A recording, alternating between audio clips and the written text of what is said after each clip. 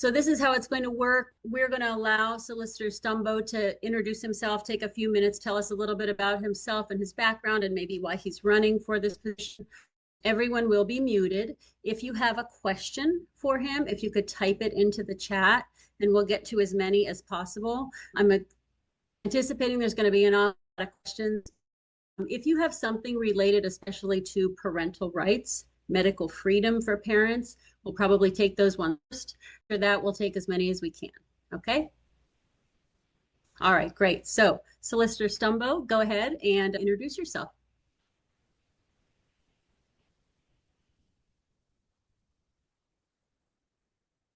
Okay, can y'all hear me now? All right, good. I'm David Stumbo. Thank y'all for having me on the call today. Moms for Liberty is a great group, and just really thankful that y'all are giving me an opportunity to earn your support here. I'm running for Attorney General because my wife and I prayed about this, and we really felt strongly that our state needs strong leadership, positive leadership that's going to move us in the right direction to defend freedom for parents, to defend the values that we hold dear in South Carolina.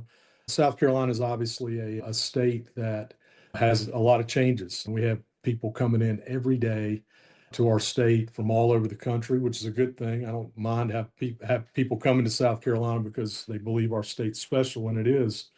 But to maintain the values that we have in our state, the conservative values that we have that make our state special, we need the right people in positions of leadership in Columbia. And the fact that my background is 20 plus years as a prosecutor, I went to law school 25 years ago for the purpose of being a prosecutor. That's why I went. I had a good buddy who was a sheriff's deputy that was my college roommate. He was a sheriff's deputy in Anderson, South Carolina.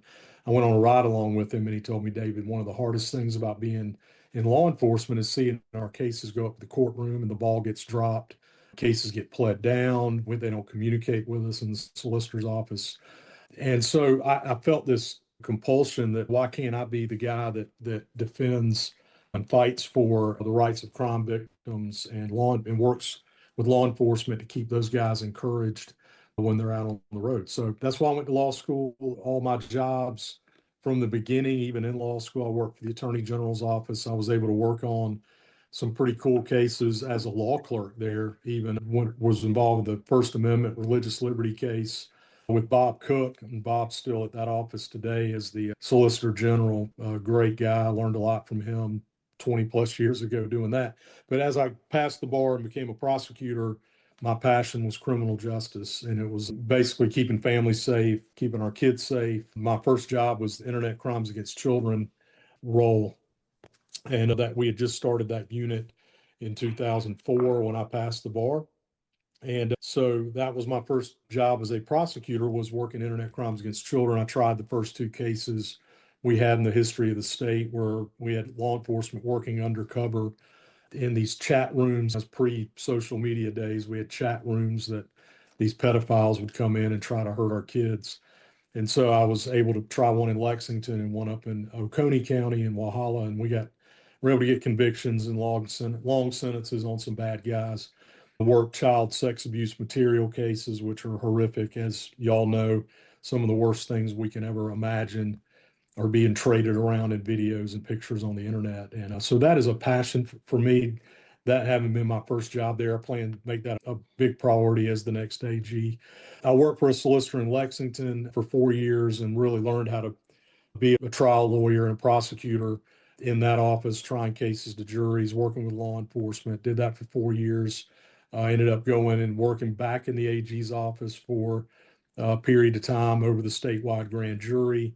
Our main focus in the state grand jury, and it still is today, is high-level drug cases, basically multi-county cases. A lot of them are multinational cases involving cartels out of Mexico and Central America. We had several of those cases, and also public corruption cases. That was certainly a big focus and still is. They had a number of public corruption cases in that office supervising the statewide grand jury. I was elected 8th Circuit Solicitor in 2012, and that was 14 years ago. I moved home to Greenwood, where I grew up. My wife, Vanessa, is from Lawrence County, And those are two counties of the Eighth Circuit. They had law enforcement leaders in the circuit asked me to come run against the incumbent at the time, who was not doing a great job, and those guys were demoralized. So the same thing I heard from my buddy Mike early on, hey, we don't have a fighter as our solicitor. And so I went to run for solicitor in 2012, was elected. Proud to say over the last 14 years, I really believe we've changed the culture in the Eighth Circuit in terms of law enforcement. I've never had an opponent since then. And I think the reason for that is my prosecutors and I are very diligent with working closely with law enforcement to make sure we're keeping our community safe. So trying to do what we took doing in the Eighth Circuit the past 14 years and take it to the state level. I am a conservative Republican. I have been one since before I could vote. Grew up in childhood in the 80s, really idolized Ronald Reagan as president in my childhood. And Vanessa and I have been conservatives. We're born again Christians. We have biblical worldview. We were both saved and came to Christ at an early age. We've raised our family that way. We have 4 children. Gabe is our son. He's an adult now. He's married. His wife is Hannah. Our daughter Hallie Ruth is just finished nursing school and starting as an ICU nurse here this month. In fact, Maggie Brooke, our third child, she is just graduated from high school and she's getting into adulthood. Will turn 18 in a few weeks.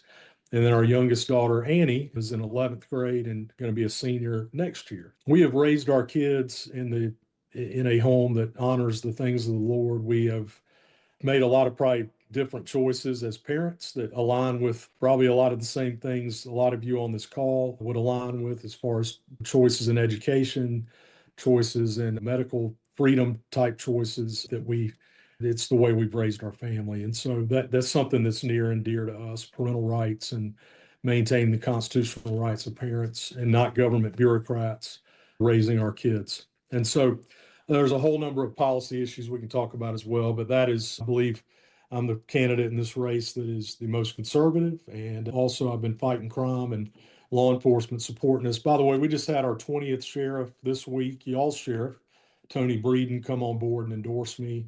And so we have several other sheriffs that I think are going to be on board this week. Your solicitor, Kevin Brackett, just endorsed me as of today. He had endorsed Solicitor Pasco, and they've been good friends for some time. But so your solicitor and your sheriff are both endorsing my candidacy for AG, and I'm proud to have those law enforcement leaders behind us, as well as a number of legislators in your area now. Jackie, Tommy, number of others are supporting us, and I'm proud to have those endorsements as well. That's why I'm running in a nutshell. I want to be a difference maker in our state and a leader, and would love to take any questions y'all have. Thank you so much. I appreciate that introduction and appreciate your leadership and dedicating your career to helping some of us here in York County and the children of York County as well. So thank you. We'll just go through some of the questions on here. And then if anybody else, if you're just joining, if you have a question for Solicitor Stumbo, especially if it's related to children, parental rights, medical freedom, please type it in the chat. We'll get through as many as we can. There were some from our Facebook group. First one is, what are your views on homeschooling? I come from a homeschooling family. I'm one of 10 kids. I'm the second oldest, and my brother, Jonathan, oldest two, we did not homeschool. My parents started homeschooling in the late 80s, and I was already in the 7th grade. When they homeschooled, I was already in school playing sports and wanted to continue to do that. So I didn't myself homeschool, but my sister Lainey, who's number 3 all the way down through number 10, did homeschool in our family. Vanessa and I homeschooled our kids when they were in elementary school. We were in a homeschool co-op in Columbia. It was a classical conversations group for our 4 children as young kids. So we are definitely advocates for homeschooling, and we have lived it. And all of our kids have graduated from in a school setting, 3 of them from Greenwood Christian School in Greenwood, and then one, our daughter Maggie, just graduated from Greenwood High School. So we have had our kids in some public school settings too. We believe that every child has probably different needs and it is in a different place. And again, the parents need to be making those calls for their families, not the government. So that's we're very strong advocates of homeschooling.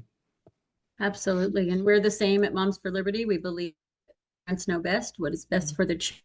So we've got public school families, we've got private school families, we've got homeschool families, co-ops. So it's nice to hear that you agree. Next question is on religious exemptions for vaccines for children and adults.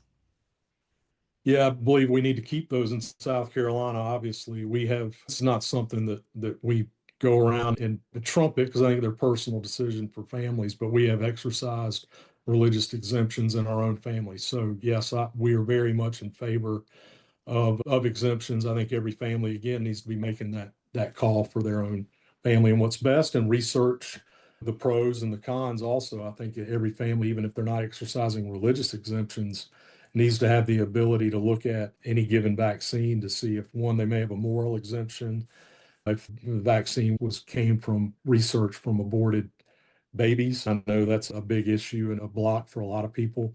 And then also just the health benefit, the risk benefit analysis needs to be taken in decisions on vaccines, just like any other medical decision that a family makes. You get consultation with your doctors and you get their opinion, and you can do your own research too, and then make decisions. And so we are fully in favor of the government not mandating vaccinations. Wonderful. And as you may know, Moms for Liberty started right after COVID in lieu of all the shutdowns, and obviously our schools were shut down for a while, businesses were shut down, people were being told they need to vaccinate themselves and their children. Tell us, Solicitor Stumbo, from your point of view, what were you doing during that time in terms Well, of what was going on in the state? sure. As the solicitor of the Eighth Circuit, we never had to make a tough decision. Thankfully, we had local governments that weren't forcing people to wear masks and take vaccines. If we had, I told a lot of our law enforcement agencies in our circuit, and I had these conversations. Thankfully, we never really had to face it because our local councils didn't make poor decisions, thankfully. But I told them we're not going to enforce if there is an unconstitutional mandate passed that tramples on constitutional rights. We're not going to go out and arrest people for not wearing a mask. I thought that was a crazy notion that was happening in other parts of the country. Thankfully, the 4 counties of my circuit had wise councils and members that weren't passing those types of regulations. That, on a professional standpoint, that was my involvement in our own family. I had a lot of questions about how quickly the COVID vaccine was put into play. I think we're starting to see quite frankly, a lot of the concerns we had, unfortunately, play themselves out in people's health that did take the vaccine.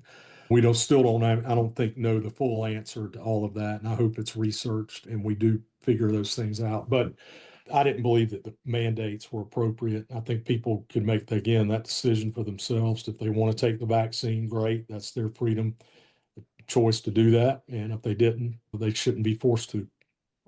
Wonderful. Thank you.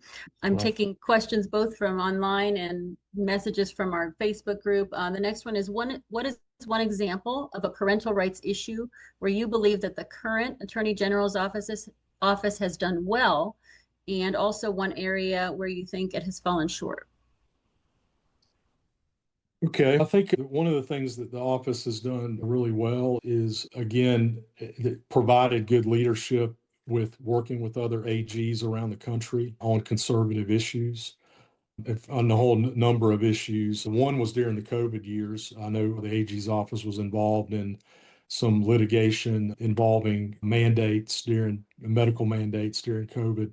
Also fought, the Biden administration was trying to basically force loan forgiveness on these private companies. That's one example of the AG's office stepping up and fighting that and saying that was really a bad move just to give blanket loan forgiveness for those that weren't paying their bills. So that's 2 examples. Another one's the voter ID fight. Goes back a little bit further. 2011, we passed voter ID in South Carolina for election integrity. The AG's office fought that all the way up to the DC Court of Appeals, and we upheld our voter ID law in South Carolina. That was another great win for the state, that the AG's office was fighting the good fight in federal court all the way up, when the radical left were the ones that challenged the voter ID law. So those are great things that the AG's office has done well. I'd like to see one thing this is maybe a shortcoming. I'm not blaming the current guy at the top there, but I want to see more leadership on parental rights issues and life issues. One of the things on parental rights, the parental rights bill that didn't get through this past session, I think needed to get through. The House passed it unanimously, should have gotten through the Senate too. And it was, I think I can use the bully pulpit of the AG's office, hopefully to move good legislation through the legislature. Yeah, I don't know that the AG's office has been super involved with parental rights. I'm not saying they haven't been involved at all, but those are some areas that I think we could really step it up in. And if the parental rights bill is passed, the AG's office will have some involvement in the way that we've written the bill. And there may be some things in January that need to be worked out on it. But hopefully Senator Hembry will step up and do what he told us that he would do, is make that a priority in January. But ultimately, I think the AG's office is going to have a major role in that. If we have school districts, for example, that are violating parental rights, the AG's office needs to be the agency to enforce the law and make sure that those parents' rights, if we have schools that need to be reined in, or school administrators that need to be reined in because they're cutting out parents in these decisions, then I'm really ready to do that as the next AG. Great, thank you for that. The next question is, do you have any thoughts on Silfab Solar? And as a follow-up to that, will you make the CVRs available for free to the public and put them on our site so we can download and view them rather than have it go out to the public to receive a public record? Okay, yeah, there's kind of two separate issues here. One is Silfab. I need to educate, honestly, myself more on Silfab. I'm not in y'all's area in York. So that being said, what I've read in the media certainly raises a lot of concerns. We have school children having to be evacuated from schools because of a leak. That's a problem. And we need to make sure that we're enforcing our environmental laws. And if there's been environmental laws on the criminal side, even that have been violated, we need to pursue prosecution. But more often than not, in the environmental situation, you're bringing court actions against companies that are putting the community at risk with not taking the right precautions in the construction of these plants and in the execution of what they're doing. Obviously, where they are located, and I know that's been a big fight from my understanding with Silfab, where are you putting these things? Putting a plant that might have toxic chemicals right beside a school, that's probably not a great idea. But those are things that county councils really need to be taking a close look at. And I fully would encourage citizens to continue to be involved in these fights to make sure their elected officials on the county level know that we're not in favor of this. This is a bad decision. But from the AG's perspective, one of the things the AG can do is obviously enforce our state's environmental laws and bring civil actions when necessary to correct bad behavior with corporations on behalf of the state and the citizens of the state. And when criminal laws have been violated, if it gets to that level, obviously seek indictment after investigation. So I need to, again, I just out of full disclosure here, I have not read any official investigative file on the Silfab situation. Certainly, I would treat that like any other case. I would look at the case and see what kind of evidence we have, and then pursue in court, if necessary, the right actions. But there's a lot I need to be educated on with the Silfab situation that I just don't know at this point. Absolutely. We have a lot of people who are very passionate about that here in York County, so we will put you in touch with them. You can learn more I about was about to say, we have a crew of people who can educate you. Don't worry. Okay, good. I just, quite frankly, have had a lot been covered up with this statewide campaign, and that has been one issue I've heard about, but I haven't really been able to engage that deeply in yet. And as soon as this primary is over, I should be able to sit down and y'all can educate me on all the nuances of it. Absolutely. We're happy to do that. This is another question that came in from a member in our group. This is going back to COVID days again. In the 2021-2022 school year, the unelected and appointed Biden supporter, Brandon Traxler, was able to unilaterally set policy regarding students who had been in close contact with other COVID positive students. It forced unvaccinated students who weren't even sick to be sent home from school. In Oklahoma, parents sued to stop that. And at one of our events, the current attorney general was asked to pursue a similar suit, and he refused. If we're in a situation like that, again, God forbid, what will you do to protect our students if another leftist policy down the road takes away their rights?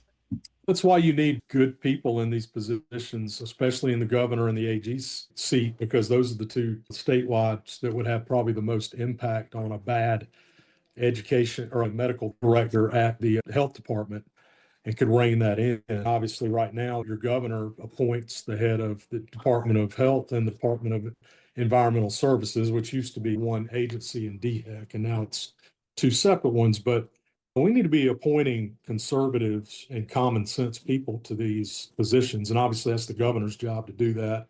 I'm hoping our next governor does not appoint some of the left-wing people we've seen appointed to those positions in previous years here in South Carolina.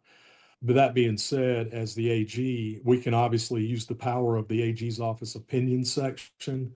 If we see something going on in another state agency that is unconstitutional, in our view, we can weigh in on that via legal opinion.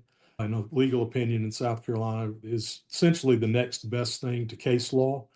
It's the way it's viewed. They're published. Those opinions are published on all the legal websites, but they don't have the force of binding law. But the AG can basically say, this is what we believe a court would do if confronted with this question. And you can sometimes rein in bad government decisions utilizing the AG's opinion section. And I would do that certainly if we have government bureaucrats run amok that are trying to violate parents' rights, for example, and other areas, violate the rights of a lot of companies that are just trying to do business and being overregulated. We could weigh in on those things to make sure that we're fighting against government overreach on the state level and then on the federal level. On the federal level, we can do it via working with the other AGs and bringing lawsuits against the federal government when federal agencies are overbearing on our state businesses or citizens. Okay, thank you. Another good question about school-age children, if you're homeschooling or whether you're going to traditional school or private school, a lot of kids are using the internet. They're using Google Classroom. There's an AI chat box. Given your experience with internet crimes and knowing how easy it is for a child to discuss internet dangers with parents, sorry, this is cutting off. They can become a victim of bullying or child predators. How can you help get Google or any other search engine to put in parental controls or be able to block the AI toolbox? Or how can you help in a situation like that? And I think that when you're talking about these multi-billion-dollar companies, internet companies that are Roblox was a perfect example of this a couple of years ago. You had the Roblox game platform being utilized by child predators to try to victimize children. And the Attorney General's office here, along with other state AGs, were able to rein some of that in by using the lawsuit power. So there was, I think, a cease and desist letter written or to try to, and private firms do this too, but the AG's office can, with other AGs, sign on to a letter basically telling a company, look, if you don't fix these problems, there will be a lawsuit to where a court will make you do it. And there may be money damages that your company has to pay out. And so that's a letter of get it right, or the next step is we're coming after you in court. Roblox was a perfect situation similar to that. And so that's just one of many platforms on the internet. And with the AI, good gracious, with the advent of AI and all of the pitfalls that come along with that, you think about what our kids are exposed to now. I was glad to see us pass a law last year in South Carolina that basically put AI generated child sex abuse material, child pornography, that stuff that was AI created is now viewed the same way as actual real children. And I think there's a great policy for that. We don't need pedophiles feeding their sick sexual desires with even AI generated images. That's something we need to make sure doesn't even exist online. I was glad to see us do that in South Carolina. So that is a couple of things the AG's office, and I know our current AG's office did take a lead role in helping get that law passed. Was very involved with that. I'm going to be look, as the first internet crimes against children prosecutor, I stay up to date on those issues. Brandon Guffey is a guy that is a friend and does doing a lot of great work in this space because of his personal story of his son being cyberbullied and committed suicide. It was horrible tragedy, but he's done a lot of good work with really being proactive in trying to get changes to the law so we can rein in these companies that are allowing their platforms to be used for evil purposes.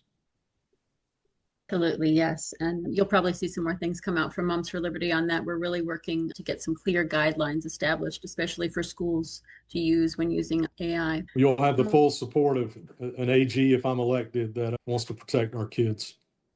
Thank you so much. We appreciate Yeah. that. I think we're almost out of time. Caitlin, is there anything you want to add to close up? No, I want to say thank you so much for your time. And if you want to wrap things up for us, David, with a 1 minute kind of closing argument. Sure. Yeah, You just real certainly quick. can. Yeah, Yeah. absolutely. Thank you, Caitlin. I'd love to have y'all's support and on June 23rd, and everybody that you can talk to, just tell them, look, David's a guy that's going to fight for our families, period. Now, that's from my personal experience and what I've proven, I believe, over the last 22 years doing this work, and would love to have y'all's support in this fight to be the next Attorney General of South Carolina. Thank you. Thank you so much. Best of I luck to know, you. I was gonna say, I know that there was a few questions that we didn't have time for in the chat.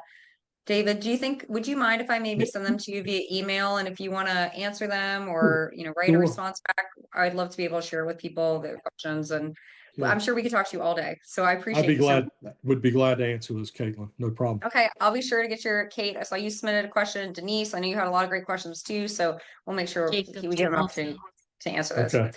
All right. Thank All right. y'all. Appreciate it. Thank you so Thank much. you so much. Yeah. Bye-bye. Bye.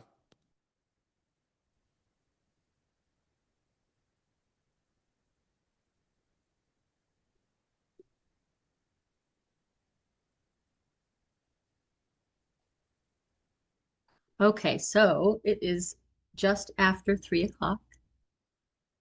And I think a lot of people are probably just staying on so that we can hear Yeah. from Senator Goldfinch next. I think he's still on. If you could turn He on your is. Yep, camera. he Okay, is. wonderful. He needs to turn on his camera and unmute yourself. Yes. Hey, everybody. There he is. Hi, how are you? Great. Thank you for having me. Great. Thank you for being here. I'm sorry that I have some sirens in the background, but welcome. We're glad that you're here. We're Moms for Liberty. You probably know a little bit about our group. We're a parental rights organization that is dedicated to fighting for the survival of America by unifying, empowering, and educating parents to defend their rights at all levels of government. So we're welcoming you here today. We have a lot of parents, grandparents that are members that want to hear from you and just to know a little bit more about you. So if you don't mind, just maybe take a little bit of time and introduce yourself and tell us why you're running for AG. Thank you so much for the opportunity to speak to y'all. This is a real honor to be able to talk to Moms for Liberty, and I appreciate what y'all do in the state and your community. It's a big deal.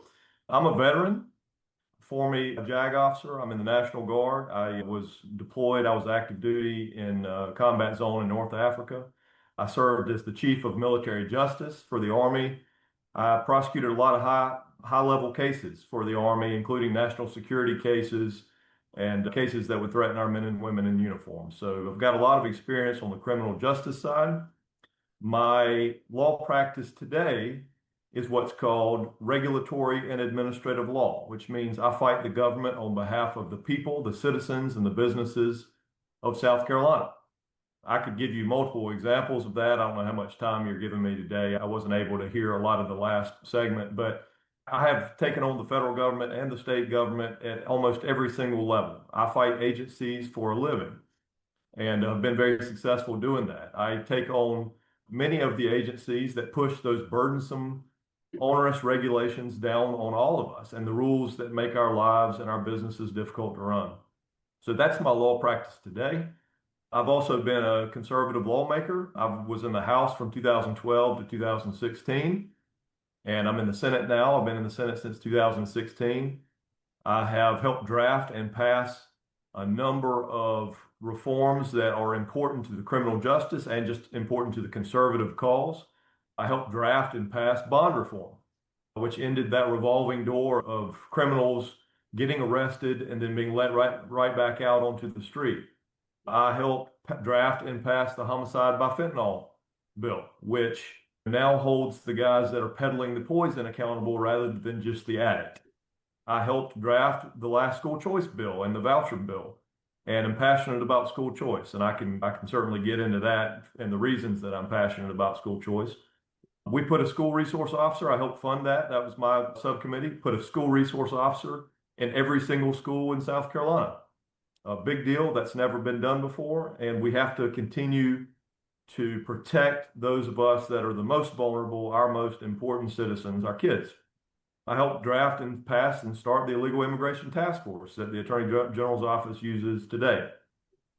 I've also been a businessman. That's really how I sort of self-identify as a businessman rather than a lawyer. I started law school, went to law school because I was a businessman and I needed a lawyer in my pocket 24/7 just to live the American dream, just to be an entrepreneur. I started in 2004, I started a biotech company in Charleston, South Carolina. We partnered with the medical university and we were doing umbilical cord blood stem cell banking. First in the nation to do that, where this is not the crazy embryonic stem cells. This is where the umbilical cord blood is extracted from the umbilical cord before it's thrown away after birth. And I started a process, my background was biochemistry. I started a process where we figured out how to cryogenically freeze those umbilical cord blood cells forever using a chemical called DMSO, dimethyl sulfoxide. And so that company did really well. And we started a second company in 2006, sold the first one, started a second company in 2006. And we were doing umbilical cord blood stem cell research. Company went really well, but the problem was always that the federal government was in my way every single step of the way. And I decided in 2006, I had to have a lawyer in my pocket 24/7 just to live the American dream. And so that's why I went to law school. I ended up selling that second company in 2008, starting a law practice. And my very first case was a guy that came to me and said, Stephen, that he was a contractor. He was building a couple houses a year and a realtor. And he came to me and he said, Stephen, the government is breaking me. He was building a house that had a dock behind it, and DHEC had come out to do an inspection, and they found a 50-year-old unpermitted bulkhead buried 3 feet in the mud. It was just a bunch of rotten wood, had no bearing on anything. And the government said, stop, cease and desist. And after 9 months of fighting that, he came to me and he said, I'm going bankrupt because of the government. And I got so mad, y'all. I was just so mad because I was looking at a guy that was just like me just a few years ago, fighting the government, just trying to make a living. And I committed myself at that time, this is what I'm going to do forever. This is what my law practice is going to be. And so that is what I do today. I fight the government. It's called administrative and regulatory law. I fight the government and the regulations that we all have to live with, and I'm mighty proud of that. In your community, I have been endorsed by the sheriff, Tony Breeden. I've been endorsed by Senator Clymer, which is about to be Congressman Clymer. Thankfully, he's my desk mate.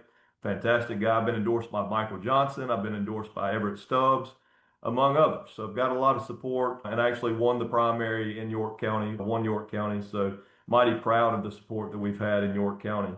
And one more thing before I close out. A few years ago, maybe 4 or 5 years ago, I started going to kids in my district, in my Senate district. I started going to their IEP meetings.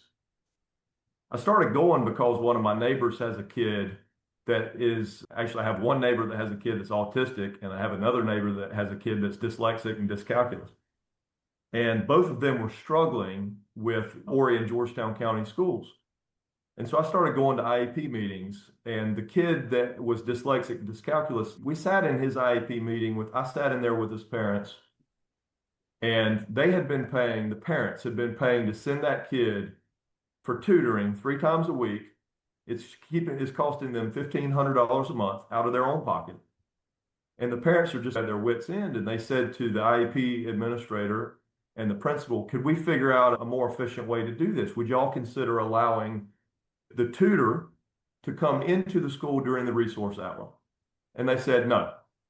And they said, would you consider the school, since y'all don't have a teacher that can teach a dyslexic kid, that there's no teachers that were certified in Orton Gilliam, which is the program to teach dyslexic kids, would y'all consider paying for our tutoring, since y'all don't have a teacher that can actually teach our kid how to read? And the answer was no. And I was so mad, and I blew up at the IEP administrator. I said, this is just unacceptable. Y'all are violating FAPE, Fair and Adequate Public Education Law in South Carolina. Y'all are violating FAPE. And she looked at me and she looked at the parents and she said, if you're willing to take that kid out of tutoring for the next year to prove that his improvements in testing are from the tutor and not from us, then we'll consider your requests. If you're willing to hurt that kid for the next year, then we'll consider your request. And the request would have been no, right? You know what it would have been. It would have been no. This is one of the reasons that I want to run for Attorney General, because that is nonsense. That is nonsense, and it's unacceptable in my South Carolina, and I'm sure it's unacceptable in your South Carolina. And the Attorney General's office has got such a powerful voice that it could use. It's not using it to the best of its ability right now, but it could use, especially in the opinions division when it comes to schools and fair and adequate public education and libraries and pornographic material. We could be tackling those issues at such a high level and at such an efficient level. And I'm going to be doing that. I am absolutely committed to that. And that's the end of my opening. I've gone way too long, and I would love to answer any questions that you have. Great, wonderful. First of all, thank you for your service to our country. I'm a military family as well, so we truly appreciate that, and for your service to the people of South Carolina. You spoke a bit on school choice.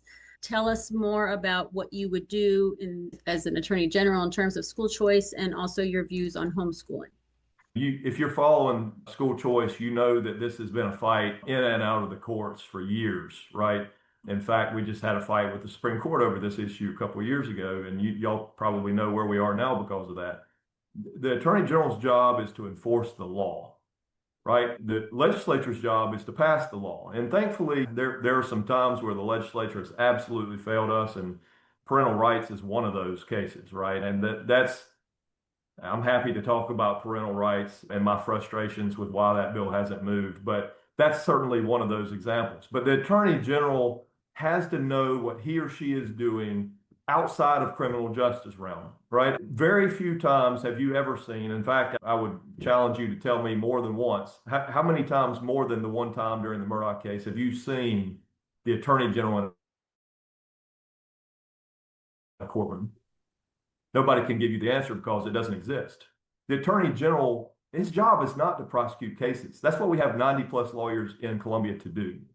The Attorney General's job is to set policy, how to protect the state as the top law enforcement officer of the state. And if you've got an Attorney General that's never actually done that, that's never fought the federal government, that's never fought the state government, that's never stood up on behalf of the citizens of South Carolina against a federally oppressive regime, then we've got issues, y'all. That is a huge portion of what the Attorney General's office does.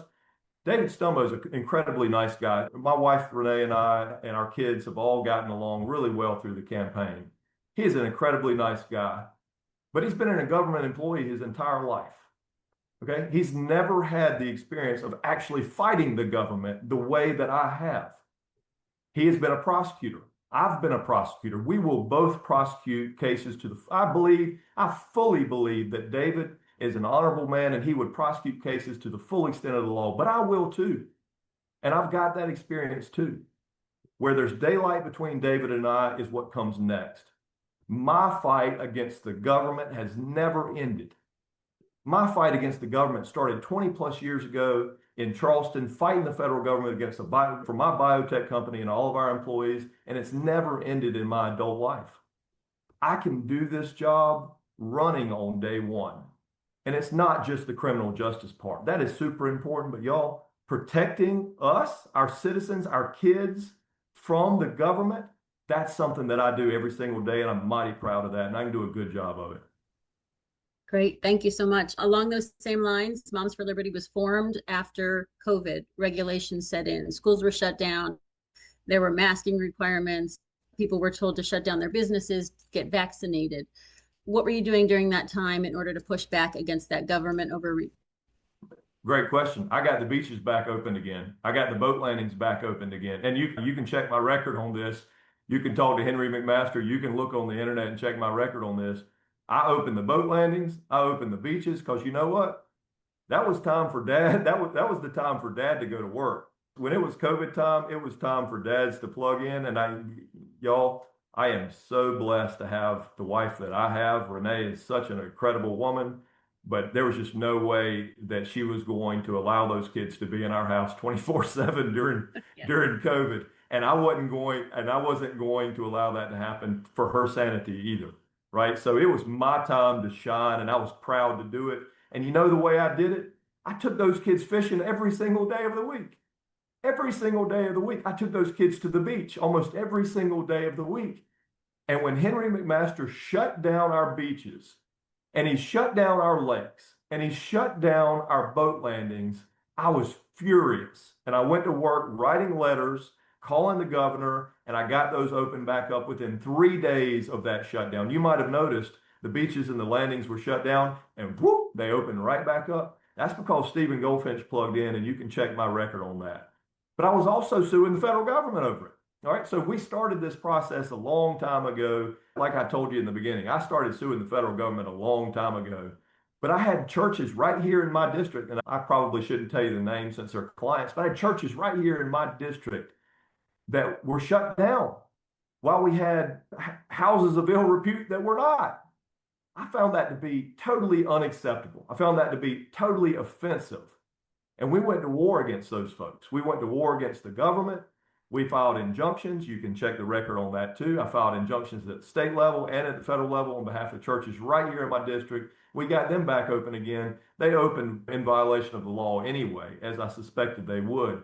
But we were there to protect them. I was fighting that fight right from the very beginning. So thank you for your question. Great question. Good. Well, thank you. We appreciate you fighting for us. Another question is, what are your views on religious exemptions for vaccines for both children and adults? I think it's sad that we even have to ask the government for an exemption. I wish there wasn't. If there was a soapbox, I'd get on it right here. But we shouldn't have to ask the government for an exemption. That's ridiculous, y'all. And this is your God-given right as a parent to say no to putting something in your child's arm. Right? I fully respect the parents on here and everywhere that want to vaccinate their children. I fully respect that, but that's their choice. It's just as much your right to say no to a vaccine as it is your right to say yes, and it's ridiculous that we even have to ask for an exemption. Agreed. Thank you. This is something you may or may not be very familiar with, but here in York County, it's something that's very important to a lot of us, and that's CILFAB solar. What are your thoughts on CILFAB and possibly getting it moved out of York County? CILFAB is corrupt. It is an abomination. It needs to be investigated. The AG's investigation, I've been working with Alan Wilson on that already. The reason I'm working with Alan on that already is because Wes Clymer and Michael Johnson and Everett Stubbs have plugged in at such a high level on that and have gotten me involved. The investigation on what went wrong at County Council and the Zoning Board of Appeals needs to be carried forward to make sure that the policies and procedures were followed. But y'all, the fact that CILFAB had chemicals they were not supposed to have, and by the way, I think I saw in the news that there was another incident last night or yesterday. They keep coming. It's a snake bit. It's totally, and it is unacceptable what they're doing to your community right there beside a school, within 1,000 feet of a school, knowing the chemicals they have are harsh, shutting schools down multiple days in a row. Y'all, that is unacceptable in my world. I know it's unacceptable in yours. I will investigate CILFAB, and my goal would be to shut the place down and move them away. It is totally unacceptable. It is a corrupt operation, and it needs to be closed down. Agree. And as of fall, it'll be 2 schools, a middle school and an elementary school right there adjacent to the property. Another question coming in is, what are the biggest legal challenges that you feel are facing South Carolina over the next 4 years? I think you got to take it. Look, there's 3 divisions of the Attorney General's office. I think we need to talk about at least 2 of them, if not all 3 of them. Okay, you got the Criminal Justice Division. The biggest issue within the Criminal Justice Division is the backlog of violent crimes that we have across the state. I've talked to every single sheriff, and many of them are supporting me, including Tony Breeden. I've talked to every single sheriff in South Carolina. They will all tell you they have a 4 or a 5-year backlog of violent crime. Y'all, totally unacceptable. Here's why, right? After 4 or 5 years, the guy that's committed a homicide or a sexual assault or a burglary, you name it, the worst of the worst, after 4 or 5 years, that case begins to go stale, right? The evidence goes cold. The investigator disappears. The witnesses disappear, die, go to a different jurisdiction. And all of a sudden, the case goes stale. What happens when a case goes stale? It gets dismissed or it gets pled down to something that's totally unacceptable to society. We cannot have that. That is re-victimizing victims over and over again. The way we deal with this, out to Alan's credit, about I think it was 2 or 3 years ago, he came to me because I'm the chairman of his subcommittee on finance committee. He came to me and he said, Stephen, we need 4 or 5 lawyers and 2 or 3 investigators to start working on this backlog. I helped fund that for Alan and the AG's office. Today, after talking to 46 sheriffs and realizing how pervasive this problem is, I'm confident that we need 15 or 16 of these deputy attorney generals and 5 or 6 of these investigators to plug into the solicitor's offices where they're not doing their jobs. And y'all, I'll tell you, that's the truth. It's the cold, hard truth, but a lot of solicitors are not doing their jobs. The officers, the cops on the street are doing their jobs. They're putting the bad guys away, and the prosecutors aren't prosecuting the cases. That's the cold, hard truth. A lot of solicitors don't want to hear it, but it is. And I'll tell you why that's the case. There's facts to back that up. Horry County, Myrtle Beach has 20 million people coming by car every single year. And y'all, I hate to disparage them, but that's not the best of the best. Y'all have heard of the trash that's in Myrtle Beach, right? A lot of those folks are coming from North Carolina. You hear a lot of the arrests coming out of Fayetteville, drug dealing, cartels, murders, rapes, the whole deal. 20 million people by car, the largest population influx in the state. And Horry County has the lowest backlog of violent crime in the state. 300 cases over 4 years old in Horry County. Orangeburg, Lawrence, Newberry, and Greenwood, 750 cases over 4 years old, violent crime cases over 4 years old. Y'all, that's not a resources issue. It's not a people issue. It's a leadership issue. We have to have leaders that are willing to stand up and say, I don't care about a conviction rate. Prosecutors, the way that prosecutors run and they campaign, y'all probably seen this, the way they run and they campaign is on a conviction rate. Guess what? If you don't prosecute a case, it doesn't hurt your conviction rate. So a lot of times you'll see these cases just get punted down the road, 2 years farther, 2 years farther, 2 years farther. And before you know it, they're 5 or 6 years old and it's time to dismiss them. That is just totally unacceptable in my world. And I know it's in y'all's world as well. So that was a very long answer to tell you. On the criminal justice side, that's what I think. On the civil and the administrative side, which is just as important in the Attorney General's office, I think we have to keep our eyes focused on 2028. God forbid we wind up with a Gavin Newsom or a Kamala Harris in 2028. Y'all, they're coming for us. They're coming for South Carolina. Our conservative laws, our conservative values, our tax structure, our business structure, our pro-life laws, you name it, our Second Amendment laws, they're coming for us. You have to have an attorney general that knows how to stand up to the federal government, put their hand up and say, absolutely not. South Carolina will stay South Carolina. We don't California my Carolina. This is not an acceptable situation for us to just be under the control of Washington, D.C., a federally oppressive regime like a Gavin Newsom or a Kamala Harris. I have fought that fight all the way up to the Supreme Court. In fact, I'm the only one that I know of that's actually licensed at the Supreme Court to fight that fight. And I would be honored to do it on behalf of the state of South Carolina. Thank you. I appreciate that. you. On the federal side of Yeah. things, sticking with that, did you want to butt in? Go ahead. Can I ask a question?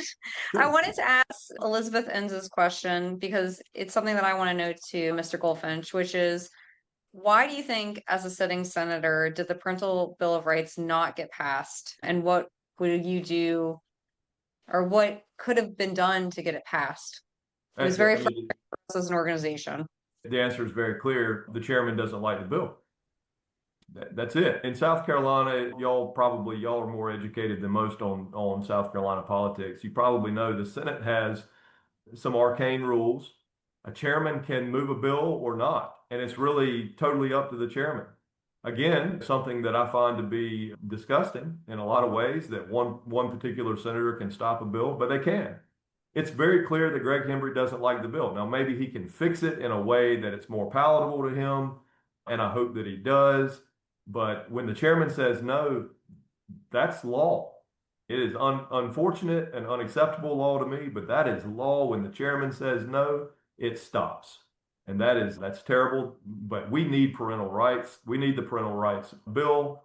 I will absolutely fight for it. The good thing about having relationships, and I know there's some corners of our party where relationships with the General Assembly is a bad thing, y'all, but it's not. Relationships with good people is a good thing. Relationships with bad people, not so much.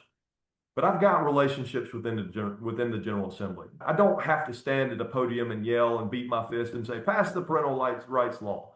I just go have lunch with these guys. And I say at the caucus meeting, in the Republican caucus meeting, I say, y'all, this is a big deal to your constituents. This is a big deal to South Carolina. This is about expanding parental rights. How could any of you be against that?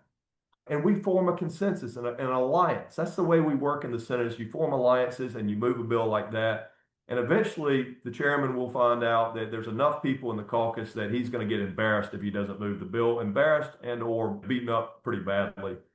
They're not physically beaten up, verbally beaten up pretty badly if he doesn't move the bill. So yeah, I've got the relationships to help move that bill, and I absolutely would use the bully pulpit if that failed. But yes, we need to move parental rights in South Carolina.